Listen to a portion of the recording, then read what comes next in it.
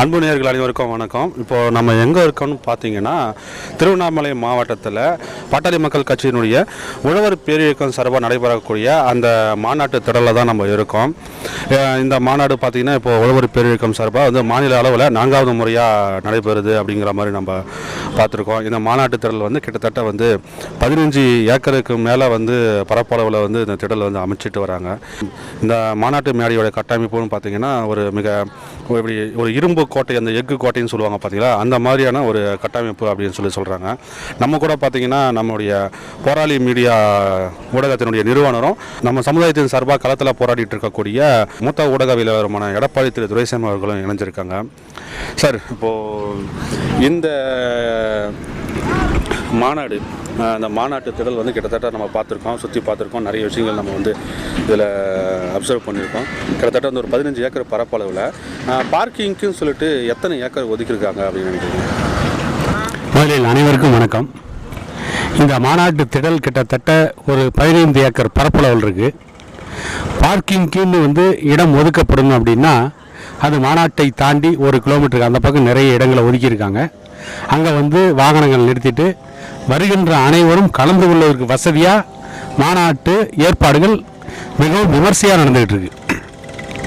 இந்த மாநாட்டில் கிட்டத்தட்ட 7 லட்சம் பேர் கலந்து கொள்வார்கள் என்று எதிர்பார்க்கப்படுகிறது. அதற்கான ஏற்பாடுகளை பாட்டாளி மக்கள் கட்சியை சார்ந்த அனைத்து நிர்வாகிகளும் சிறப்பாக பண்ணிகிட்டு இருக்காங்க. இந்த 7 லட்சம் பேர் கலந்து கொள்கின்ற இந்த மாநாட்டில் கிட்டத்தட்ட 5 லட்சம் பேருக்கு மேல் அமருகின்ற அளவிற்கு நாற்காலி வசதிகள் ஏற்பாடு செய்யப்படுகிறது. இருக்கைகள் நிறைய ஏற்பாடு செய்யப்படுகிறது. அதே போல கிட்டத்தட்ட 400 விளக்கு கம்பங்கள் பொருத்தப்பட்டு இருக்கிறது.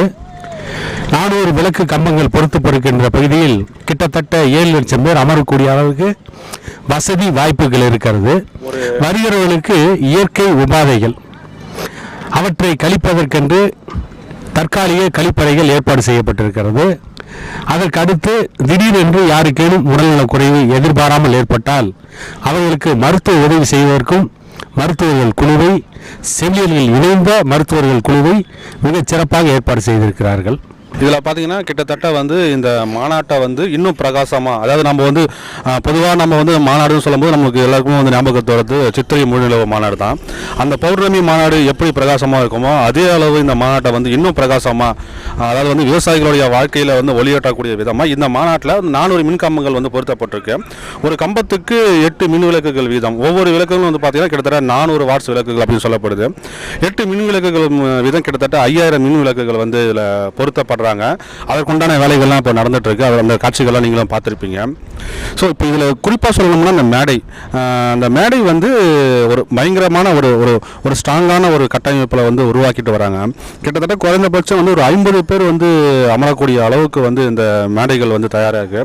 இந்த மேடையை பொறுத்த அளவுக்கு நம்ம வந்து பார்க்கக்கூடிய விஷயங்கள் என்னன்னாக்கா, மருத்துவர் ஐயா, சின்னையா மற்றும் பாமக நிர்வாகிகள் தாண்டி விவசாயிகள் சம்பந்தப்பட்ட நிறைய இயக்கங்கள் வந்து இதில் இந்த மாநாட்டுக்கு வந்து ஆதரவு தெரிவித்து அவங்களும் மேடையில் வருவாங்க அப்படின்னு சொல்லப்படுது. அது சம்பந்தமாக நம்ம ஐயா கிட்டே கேட்கலாம்.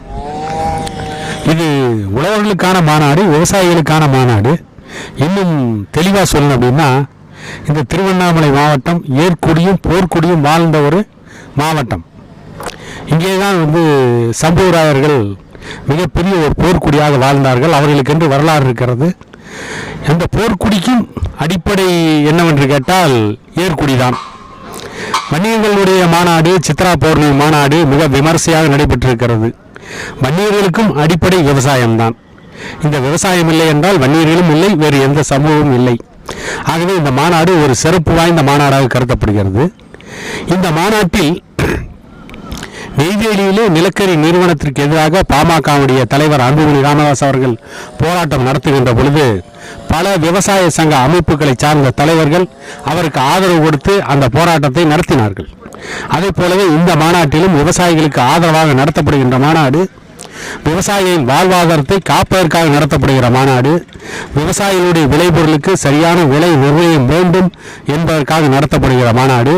ஆகவே இந்த மாநாட்டில் விவசாய சங்கத்தின் பல்வேறு பிரதிநிதிகள், அரசியலுக்கு அப்பாற்பட்டு விவசாய சங்கம் நடத்துகின்ற பல பிரதிநிதிகள், இந்த மாநாட்டிலே கலந்து கொள்வார்கள் என்று எதிர்பார்க்கப்படுகிறது. அதற்கான அழைப்பையும் பாட்டாளி மக்கள் கட்சி தரப்பிலிருந்து விடுக்கப்பட்டதாக செய்திகள் வந்து கொண்டிருக்கிறது. ஆகவே நிச்சயம் இது பாட்டாளி மக்கள் கட்சி என்கின்ற ஒரு அரசியல் அமைப்பை தாண்டி விவசாயிகளுக்கான ஒரு மாநாடாக, தமிழகத்தில் வாழ்கின்ற ஒட்டுமொத்த அனைத்து தமிழ் சமூகங்களுக்கான விவசாயிகள் மாநாடாக இந்த மாநாடு தமிழக வரலாற்றில் ஒரு சிறப்பை பெறும் என்ற எதிர்பார்ப்போடு பாட்டாளி மக்கள் கட்சியை சார்ந்தவர்கள் முழு வீச்சில் இந்த மாநாட்டுக்கான வேலைகளை செய்து கொண்டிருக்கிறார்கள். சார், இப்போது திருவண்ணாமலை வந்து சமீபத்தில் வந்து ஒரு ட்ரெண்டிங்கான ஒரு இதுவாக போச்சு. இப்போ தான் கார்த்திகை தீபம் முடிஞ்சது. கார்த்திகை தீபத்துக்கு முன்னாடி அந்த ஃபெஞ்சல் புயல் வந்து பாதிப்பில் வந்து ஒரு குடும்பமே தரமாட்டமான விஷயங்கள்லாம் நம்ம படிச்சிருப்போம். அது மட்டும் இல்லாமல் ஐயாவோட அறிக்கையில் வந்து சாத்தனூர் அணையை வந்து முன்னறிவிப்பு இன்றி திறந்து விட்டது தான் இவ்வளோ பெரிய சாதாரத்துக்கு வந்து முதல் கோல் அப்படிங்கிற மாதிரிலாம் சொல்லியிருக்காரு. அது மட்டும் இல்லாமல் இங்கே வந்து நிறைய இதுவும் விவசாயத்தை நம்பின ஒரு பகுதி தான். இந்த இடத்துல நிறைய தொழிற்சாலைகள், அரசாங்கத்துடைய நிறைய செயல் திட்டங்கள் எல்லாம், அதாவது வந்து விவசாயத்தை வந்து அழிக்கக்கூடிய அளவுக்கு நிறைய செயல் திட்டங்கள்லாம் இருக்குது. தொடர்ந்து ஐயா வந்து அறிக்கைகளில் வந்து தெரிவிச்சிருவார். இப்போ ஐயா வந்து இந்த மேடையில், இந்த மாநாட்டு மேடையில் எதுக்கு முக்கியத்துவம் கொடுத்து அதிக பேசுவாங்கன்னு நினைக்கிறீங்க? சாத்தனூர் அணை விவகாரத்தை பற்றி எடுக்கணும்னா நிறைய பேச வேண்டியிருக்கு. அது திருவண்ணாமலையில் தீபம் எரிந்து கொண்டிருந்தது. நேற்று கார்த்திகை தீபம் திருவண்ணாமலையில் எரிந்து கொண்டிருக்கிறது. அதைவிட திருவண்ணாமலை மாவட்ட விவசாயிகளின் வயிறு இருந்து கொண்டிருக்கிறது. அதை இந்த மக்களுக்கு உணர்த்த வேண்டும் என்பதற்காகத்தான் இந்த விவசாயிகள் மாநாடே நடைபெறுகிறது. 16 கோடியில் கட்டப்பட்ட ஒரு பாலம் அடித்து செல்லப்படுகிறது. ஆனால் ஜெயலலிதாவிற்கும் கலைஞருக்கும் எம்ஜிஆருக்கும் கட்டிய, கடற்கரையிலே கட்டிய அந்த நினைவிடங்கள் மட்டும் எப்பொழுதும் கம்பீரமாக நிற்கிறது. ஆக இவர்கள் சமாதியை கட்டுகின்றதிலே காட்டுகின்ற ஆர்வத்தை மக்கள் நடமாடுகின்ற, மக்களுடைய போக்குவரத்து கட்டுகின்ற பாலத்தில் காட்டவில்லை. நேற்று கூட அமைச்சர் ஏவா வேலு சொல்கிறார், இந்த அளவிற்கு தண்ணீர் வரும் என்று எதிர்பார்க்கவில்லை, ஆகவே தான் நாங்கள் பாலத்தை இப்படி கட்டினோம். அதுவும் இல்லாமல் இவ்வளவு தண்ணீரை தாங்குகின்ற 2 லட்சம் கன அடி தண்ணீர் வருகின்ற அளவிற்கு, அதை தாங்குகின்ற அளவிற்கு ஒரு பாலத்தை கட்ட வேண்டும் என்றால் இன்னும் ஒரு 5 கோடி அதிகமாக செலவாகும். ஆகவே தான் 16 கோடியில் கட்டினோம் என்று சொன்னார்கள். ஆனால் கலைஞர் கருணாநிதிக்கு 80 கோடியில் பேனா சிலை வைப்பதற்கு தயாராக இருக்கிறார்கள். மக்கள் நடமாடுகின்ற பகுதி, 2 லட்சம் கன அடி தண்ணீர் வராது என்று இவர்கள் எப்படி தீர்மானித்தார்கள்? வருண பகவானுக்கு உத்தரவு போடுகின்ற கடமையும் பொறுப்பும் திராவிட இயக்கங்களுக்கு இருக்கிறதா? எப்பொழுது வேண்டுமானாலும் பெருமழை வரலாம், பெருவெள்ளம் வரலாம், அதையும் தாங்குகின்ற அளவில் தான் பாலம் கட்டப்பட்டிருக்க வேண்டும். 16 கோடி இன்றைக்கு நாசமாகிவிட்டது. இன்னொரு 5 கோடி சேர்த்து கட்டியிருந்தால் இந்த 16 கோடிக்கும் பாதுகாப்பு ஏற்பட்டிருக்கும், மக்களுக்கும் பாதுகாப்பு ஏற்பட்டிருக்கும். இதில் என்னவென்று கேட்டால், இன்னொரு வேடிக்கை என்னவென்று கேட்டால், இப்பொழுது 16 கோடியிலே பாலம் கட்டி அந்த பாலம் அடித்து செல்லப்பட்டது. அடுத்து என்ன செய்வார்கள்? இன்னொரு 25 கோடி இன்னொரு பாலத்தை கட்டுவார்கள்.